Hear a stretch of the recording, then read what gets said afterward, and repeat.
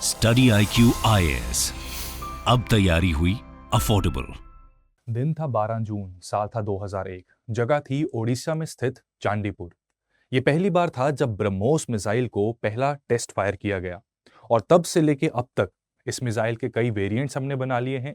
इसमें कई सारी तकनीकी इजाफा हो चुका है और अब स्थिति ये है कि दुनिया के अलग अलग कंट्रीज इंडिया और रशिया द्वारा जॉइंटली क्रिएटेड ये ब्रह्मोस मिसाइल की डिमांड कर रहे हैं। हेलो एवरीवन, मेरा नाम है चंदन शर्मा और स्टडी IQ के यूट्यूब चैनल पे आप सभी का हार्दिक अभिनंदन है। तो दोस्तों, ये पर्टिकुलर वीडियो में हम आपके साथ डिस्कस करने जा रहे हैं कि ब्रह्मोस मिसाइल ये इंडिया के लिए सिग्निफिकेंट क्यों है, क्यों दुनिया के अलग अलग देश इस मिसाइल में इतना इंटरेस्टेड हैं और ऐसी डील्स करके इस तरह के कंट्रीज के साथ इंडिया क्या कर सकता है, क्या अपॉर्चुनिटीज है इंडिया के पास, क्या अचीव किया जा सकता है।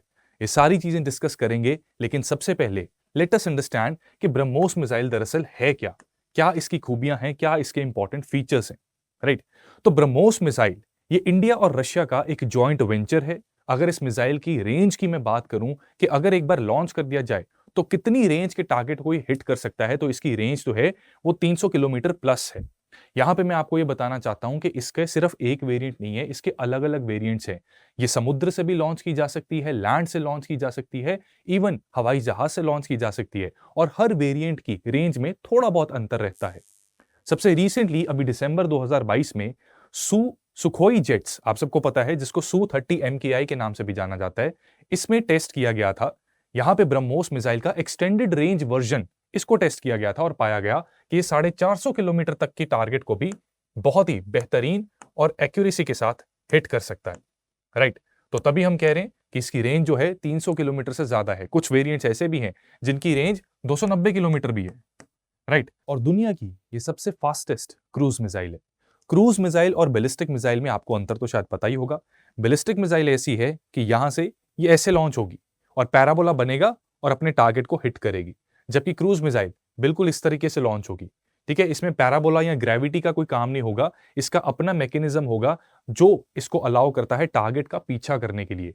बैलिस्टिक मिसाइल एक बार लॉन्च होगी तो जिस पॉइंट पर उसको हिट करना है उसी पॉइंट पे हिट करेगी। नुकसान यहां पे ये होता है कि अगर वो टारगेट मूव कर जाए तो फायदा नहीं होगा, जबकि क्रूज मिसाइल में मैन्यूवरेबिलिटी ये हमें ज्यादा मिलती है। तो ब्रह्मोस मिसाइल दुनिया की सबसे फास्टेस्ट क्रूज मिसाइल है और इंडिया को ये कई मामलों में स्ट्रेटेजिक एडवांटेज देती है।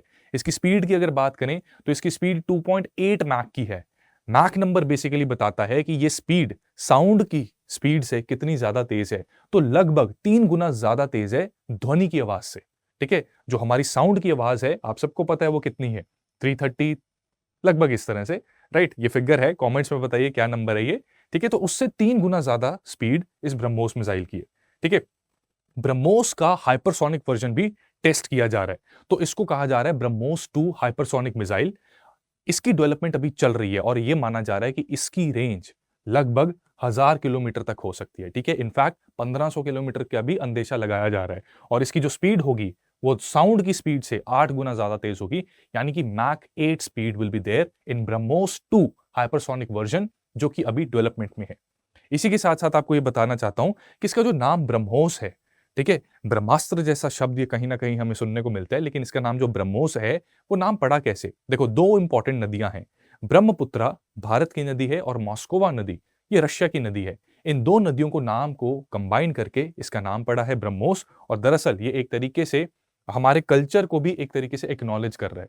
ठीक है, ये कहीं ना कहीं ऐसा भी एक हल्का सा हिंट देते हैं कि हाँ, हम हथियार बना तो रहे हैं।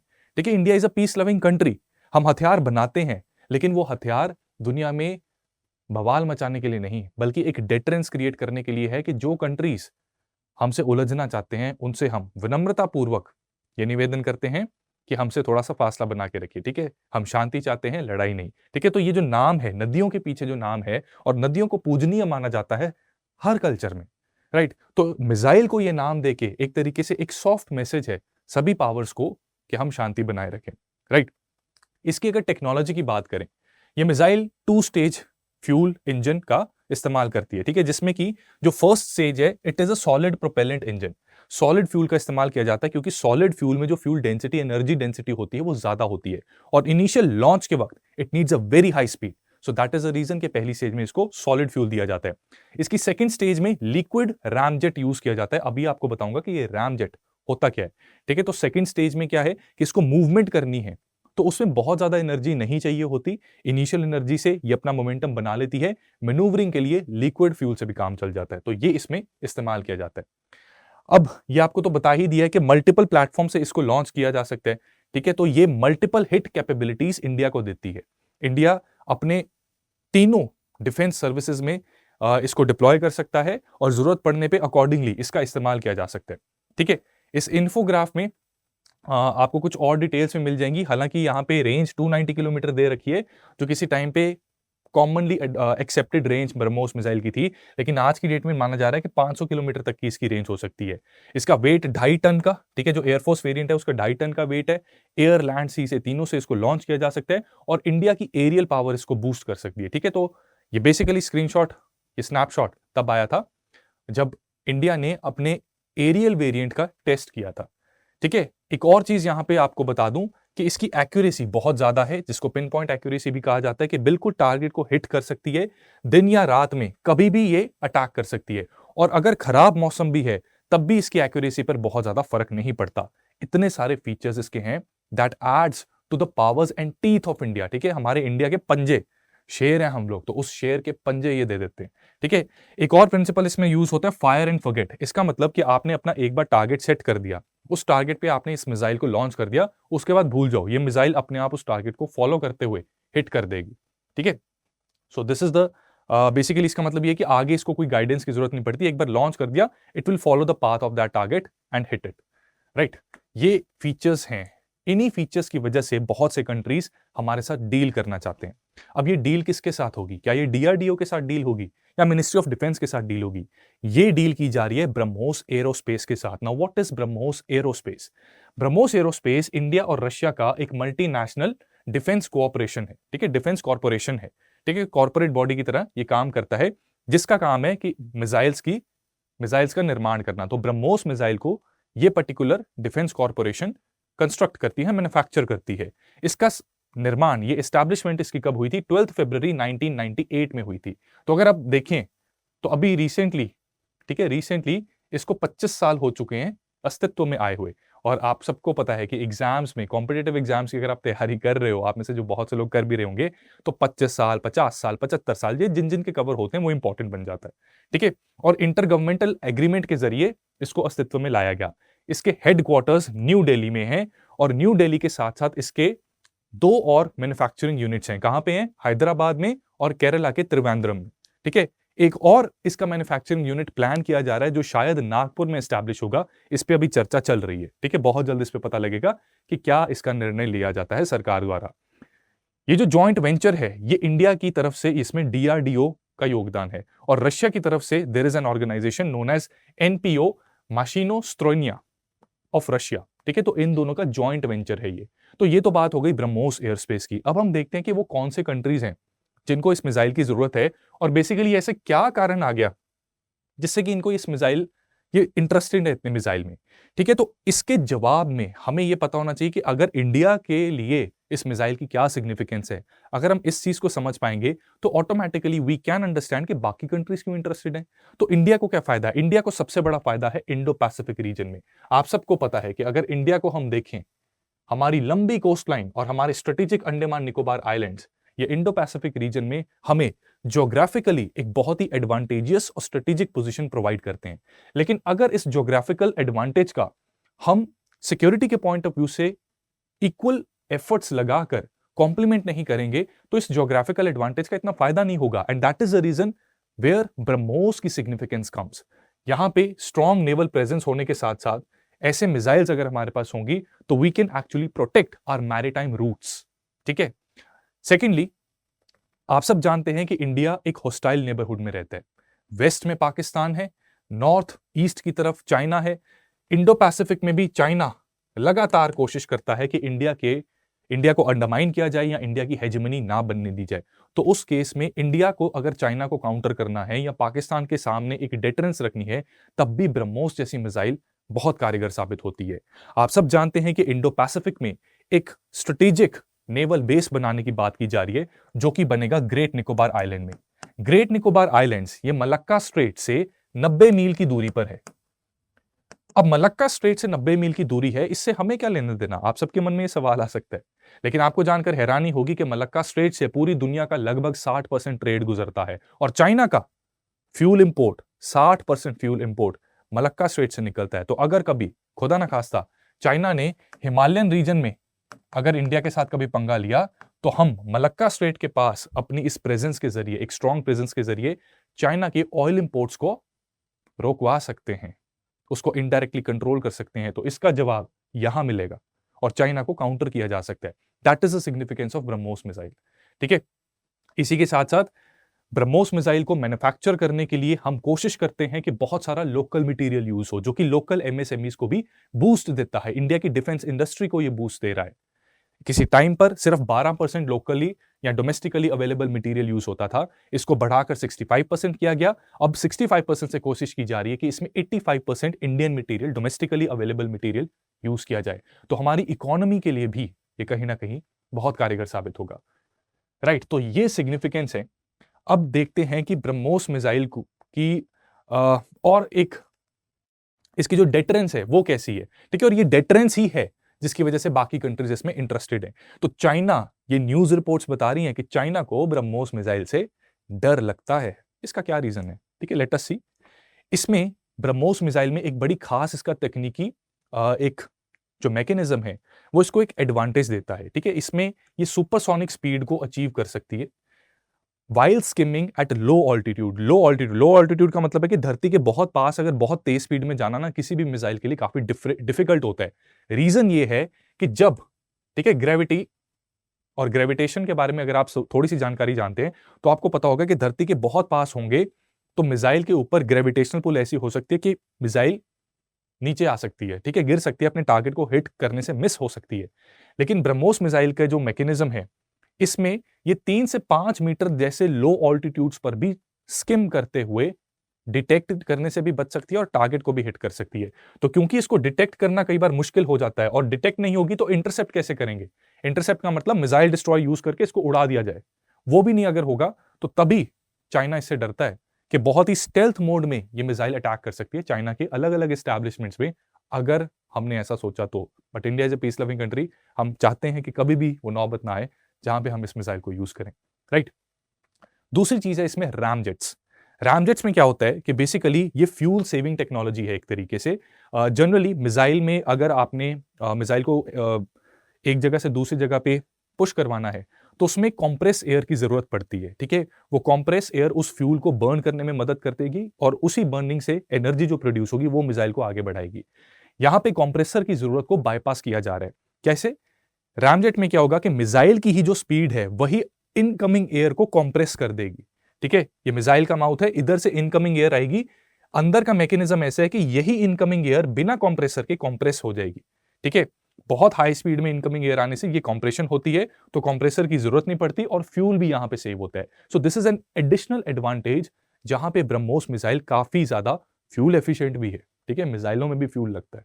राइट, इन्हीं फीचर्स की वजह से Philippines was very interested in BrahMos missile और पिछले साल फिलीपींस ने एरोस्पेस के साथ, ब्रह्मोस एरोस्पेस के साथ डील की और it is now getting the supply of BrahMos missile. ठीक है, तो ये फीचर्स तो एक बात है। दूसरा रीजन है कि फिलीपींस की जो जियोग्राफिकल पोजीशन है वो बहुत ही हॉस्टाइल नेबरहुड में है। जैसे इंडिया की प्रॉब्लम्स है, फिलीपींस की भी प्रॉब्लम है। अगर आप इस मैप में देखेंगे, क्या आप मुझे बता सकते हैं कि ये जो लाइन है, ये लाइन जो बनी हुई है, ये कौन सी लाइन है? Which line is this? This line is called as 9 dash line. इसको कभी कभी 10 डैश लाइन भी कह दिया जाता है, कभी कभी 11 डैश लाइन भी कह दिया जाता है। ये लाइन बेसिकली चाइना का क्लेम है कि साउथ चाइना सी का 3 मिलियन स्क्वायर किलोमीटर का एरिया, इसका 90% एरिया इस 9 डैश लाइन के अंडर आता है, जिसपे चाइना अपना क्लेम करता है।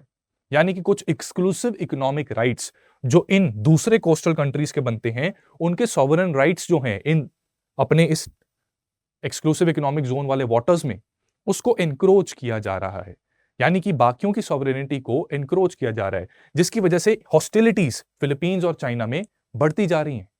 राइट, और इसी हॉस्टाइल एनवायरनमेंट के चलते Philippines was very much interested in BrahMos missile और कहीं ना कहीं हम भी चाहते हैं कि इस रीजन में अगर हमारे एलाइज होंगे ठीक है, हम किसी कंट्री को अगर आर्म्स प्रोवाइड करते हैं तो वी कैन बेसिकली उस कंट्री को थोड़ा सा इन्फ्लुएंस भी किया जा सकता है, एक अच्छे रिलेशंस बनाए जा सकते हैं, म्यूचुअल फायदा जिस चीज से हो वो चीज की जा सकती है।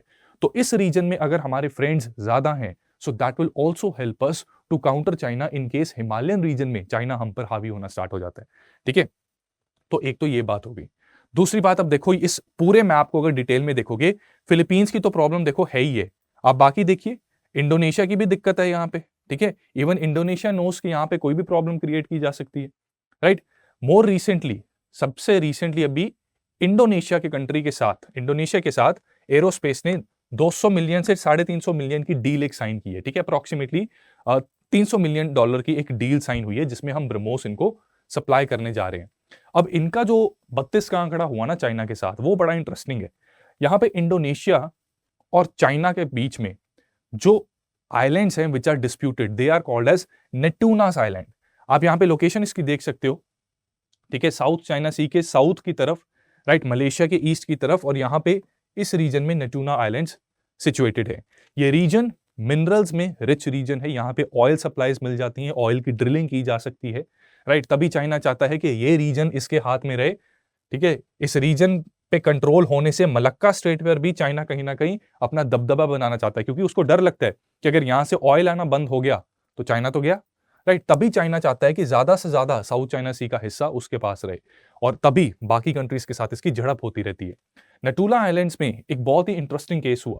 What happened in December 2021 was कि चाइना ने इंडोनेशिया को कहा कि भैया जी, अपनी जो ऑयल और गैस की जो ड्रिलिंग आप यहां पे कर रहे हैं उसको तुरंत रोक दीजिए। इंडोनेशिया ने कहा कि चाइना, ये आपके पापा का नहीं है, ये हमारा एरिया है, हम इसमें ऑयल ड्रिलिंग करते रहेंगे। ठीक है, तो वही हुआ। इंडोनेशिया ने कुछ नहीं किया, स्टॉप नहीं किया, अपनी ऑयल ड्रिलिंग को बिल्कुल स्टॉप नहीं किया। ठीक है, ये जो रीजन था इसको नॉर्थ नेटूना सी भी कहा जाता है, तो यहां पे ड्रिलिंग चलती रही। और हुआ ये कि इंडोनेशिया ने भी ना पूरी आंखें दिखाई यहां पे। चाइना क्या करता था, अपने वॉरशिप्स को बहुत पास से गुजारता था। ठीक है, इंडोनेशिया ने कहा कि हाँ आने तो कोई बात नहीं। ठीक है, उसने भी अपनी वॉरशिप्स निकाल दी। तो कई सिचुएशंस ऐसी हुई थी कि 1 नॉटिकल माइल के डिस्टेंस पे बिल्कुल आमने सामने इनकी वॉरशिप्स चल रही हैं।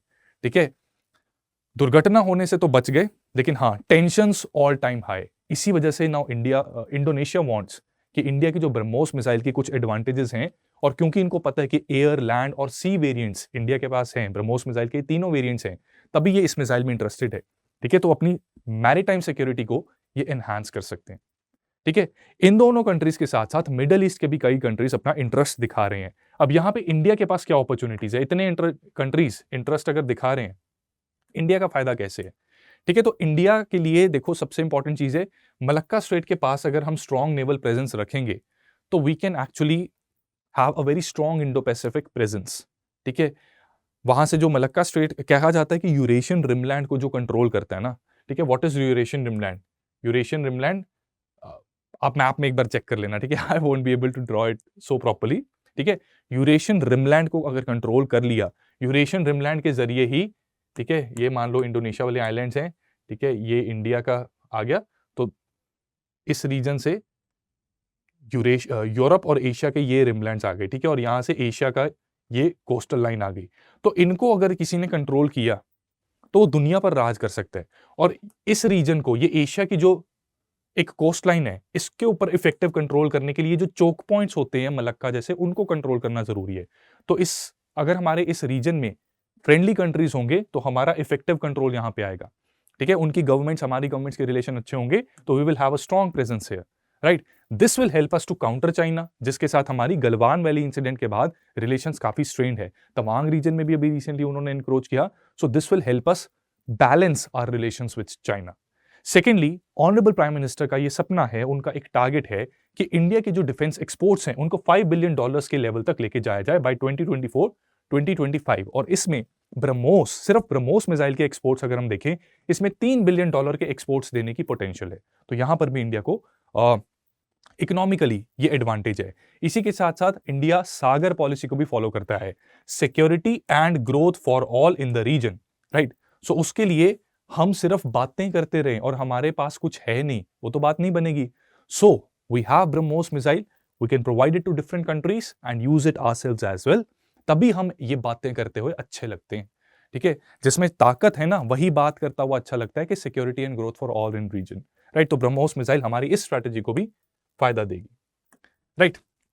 अब सोचने वाली बातें हैं कुछ, ठीक है, इसके ऊपर विचार करना है। आप मुझे ये बताओ कि जिस तरीके से हम ईस्ट एशियन कंट्रीज के साथ, आसियान नेशंस के साथ ये डिफेंस डील्स कर रहे हैं, क्या आपको नहीं लगता कि हम भी नेटो जैसी एक अलायंस बना सकते हैं? We can make an alliance like NATO, और ऐसी स्ट्रॉन्ग अलायंस बनाएं। ऐसी स्ट्रॉन्ग अलायंस अगर बन गई तो चाइना, उसके लिए बड़ा मुश्किल हो जाएगा इंडिया या बाकी कंट्रीज के साथ पंगा लेना। दूसरी चीज, हम अखंड भारत की बात करते हैं। क्या अखंड भारत सिर्फ ज्योग्राफिकली ही अचीव किया जा सकता है? क्या ऐसा नहीं हो सकता कि इस तरीके की डिफेंस डील्स करके, इस तरीके की अलायंस बना के हम अखंड एशिया बना दें? ठीक है, अखंड भारत अगर है भी, अखंड भारत का मतलब कि ये कंट्रीज में इन्हीं की सरकारें हैं, ज्योग्राफिकली टेरिटोरियली इनकी सॉवरेनिटी है, लेकिन इंडिया के साथ अच्छे रिलेशंस ऐसे हैं कि ये जब इंडिया इनको मदद मांगने के लिए कुछ कहेगा, वो हेल्प करने आएंगे। तो ये भी तो अखंड भारत का एक कॉन्सेप्ट हो सकता है। तो ऐसी डील से ये चीज अचीव की जा सकती है। तो ये कुछ विचारों की बात है, ये कुछ सोचने की बात है।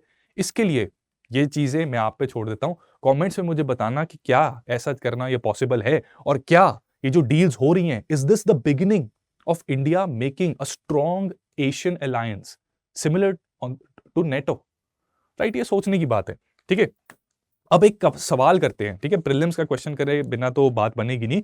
लेकिन उससे पहले दोस्तों मैं आपको ये बताना चाहता हूं कि यूपीएससी एस्पिरेंट्स ईपीएफओ की भी तैयारी जरूर करें, ठीक है। ईपीएफओ एग्जाम ऐसे है जहां पे कई पोर्शंस जो हैं वो आप ऑलरेडी कवर कर चुके हैं। इकोनॉमी, पॉलिटी, मॉडर्न हिस्ट्री, ठीक है, इसमें तो सिर्फ मॉडर्न हिस्ट्री आती है, एंशिएंट मिडिवल तो आती भी नहीं है, right. Current affairs, social security, social security में स्कीमें करनी होती हैं, हमें तो बहुत शौक है स्कीम्स करने का, ये सारी चीजें हम कवर करते हैं। तो आपकी ऑलरेडी तैयारी है। कुछ एडिशनल पोर्शंस आपको करने हैं जिनको मैनेज किया जा सकता है along with the preparation of UPSC, ठीक है। इसमें आपको क्या करना है, industrial relations and labour law, journal accounting principles, और जो सीसैट के कुछ पोर्शंस हैं, क्योंकि इस पेपर में उसके मार्क्स जुड़ेंगे, इसको थोड़ा ज्यादा ध्यान देना पड़ेगा। तो एक होलिस्टिक तैयारी के लिए स्टडी आईक्यू ने एक कोर्स स्टार्ट किया है, विच is the one stop solution for your EPFO exams preparation. Description में आपको इसके लिंक मिल जाएंगे। इसकी क्लासेस मंडे से स्टार्ट हो रही हैं, 20 मार्च से, एंड शाम 6 बजे की क्लासेस लगेंगी। I will be there with you. तो वहां पे हम फ्रीडम स्ट्रगल से स्टार्ट करेंगे, which is the most important part of your preparation, most important component for any competitive exam जहां पे हिस्ट्री आती है, राइट। एंड डिस्काउंट्स को तो सभी पसंद करते हैं। तो अगर आप अपने कुछ पैसे बचाना चाहते हैं इस कोर्स में एनरोल करने के लिए, आप CS लाइव कोड का यूज करना, तो ड्यूरिंग द चेकआउट आपको इस पे अच्छा खासा डिस्काउंट मिल जाएगा, ठीक है। So enrol in this course, do give this exam. ये एग्जाम में सिलेक्शन होगी, नौकरी अच्छी है ये, ठीक है, रिस्पेक्टेबल पोजीशन है। एक बार इसमें सिलेक्ट हो जाओ, उसके बाद चाहे आराम से यूपीएससी की तैयारी करते रहना, ठीक है। सो कोर्स का पूरा फायदा लें, और बहुत जल्द हम आपसे क्लासेस में मिलेंगे। एंड जाने से पहले इस क्वेश्चन का आंसर मुझे जरूर बताएं, ठीक है। ये क्वेश्चन के साथ आपको 2 स्टेटमेंट्स दे रखी हैं रिगार्डिंग ब्रह्मोस एरोस्पेस, राइट, और आपने मुझे बताना है कि करेक्ट स्टेटमेंट कौन सी है। इन दोनों की बात मैं कर चुका हूं, कमेंट्स में आंसर बताइए, देखते हैं कि किसका आंसर सही है। So that's all from my side in this video. जल्दी आपसे अगले वीडियो में भी मिलेंगे। स्टडी आईक्यू के यूट्यूब चैनल को अगर आपने सब्सक्राइब नहीं किया तो जरूर करें, और स्टडी आईक्यू पे इंडियन एक्सप्रेस का एनालिसिस आता है, उसको भी जरूर देखें। और मेरे साथ कनेक्ट करने के लिए टेलीग्राम चैनल पे you have to search Chandan study IQ, ठीक है। टेलीग्राम चैनल पे चंदन स्टडी आईक्यू, आप इसको सर्च करेंगे तो you will find me, right, you can connect with me there. And Instagram पे hello.chandan sharma, तो यहां पर भी मैं अवेलेबल हूं। तो मेरे साथ आप इन दोनों प्लेटफॉर्म्स पर कनेक्ट कर सकते हैं। So wish you all the best friends. आप जिस भी एग्जाम की तैयारी कर रहे हैं या जिंदगी में जो भी करना चाहते हैं, आपको उसमें पूरा सक्सेस मिले। Thank you so much. Study IQ IAS, अब तैयारी हुई अफोर्डेबल।